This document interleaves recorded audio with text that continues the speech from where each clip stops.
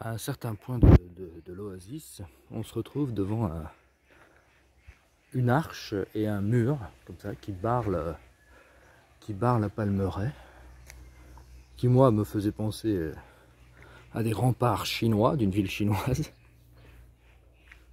Bon, là il y a un grand tas de sable, il va y avoir une construction, je sais pas quoi.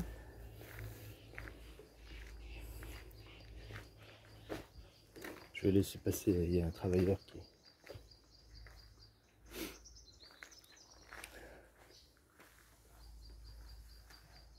Et cette...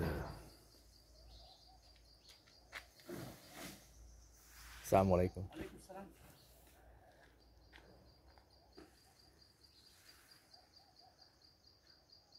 Alors là, ça c'est pas un travailleur pakistanais, c'est un Omanais.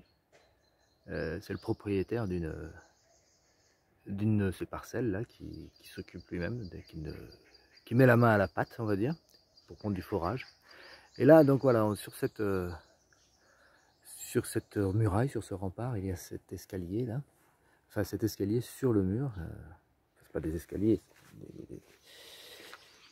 et qui relie un escalier, lui, qui est logé, qui est creusé au sein du mur même.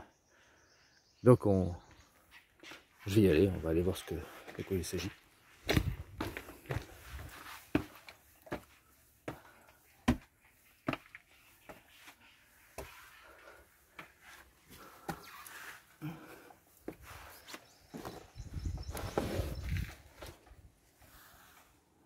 Je change l'appareil de main pour me tenir un peu. Et là, sur le mur, on découvre tout simplement de l'eau. De l'eau qui coule. Alors on voit bien, bon, donc on voit bien que c'est un aqueduc en fait. Que c'est la construction, c'est une des constructions qui a valu à Berket El Mous d'avoir obtenu le classement au patrimoine mondial de l'UNESCO, au patrimoine universel. J'ai oublié le titre exact du classement.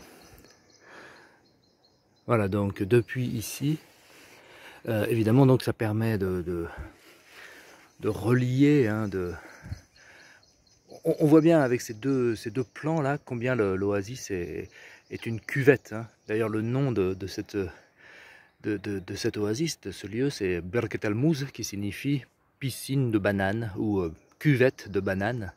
Hein, on voit bien que on est ceinturé par des collines. Voilà. Alors bon, les bananiers qui ont donné le nom à cette localité, à cette oasis, n'ont pas vraiment disparu, il en reste un petit peu, mais il n'y en a pas autant que des palmiers dattiers. On voit ici, derrière les palmes, on voit bien comment dire, les toutes petites dattes qui sont en train de pousser, tout simplement. Hein. La fécondation a eu lieu. C'était il y a 2 mois à peu près. On est allé mettre les fleurs mâles sur les fleurs femelles. Et là donc, on laisse pousser tranquillement les dattes. Voilà. Et depuis ce lieu là, depuis cet aqueduc surélevé, bon, ben, on a une vue dégagée sur quelques parcelles. Et c'est un lieu, on voit bien combien d'ailleurs les arbres sont très droits, hein, sont plantés droits. Enfin, ça permet de bien comprendre combien un oasis n'est pas du tout une forêt, mais c'est un lieu artificiel, quoi, un lieu créé par l'homme, un écosystème recréé, quoi, artificiel. Mais heureusement donc que c'est un écosystème qui permet de recréer toute une vie animale, quoi, une flore. Donc il y a beaucoup d'oiseaux, des oiseaux très beaux, très beaux à observer. Là on les entend, mais on les voit pas. Mais cet endroit où je suis, c'est un bon lieu d'observation si on reste un peu plus longtemps.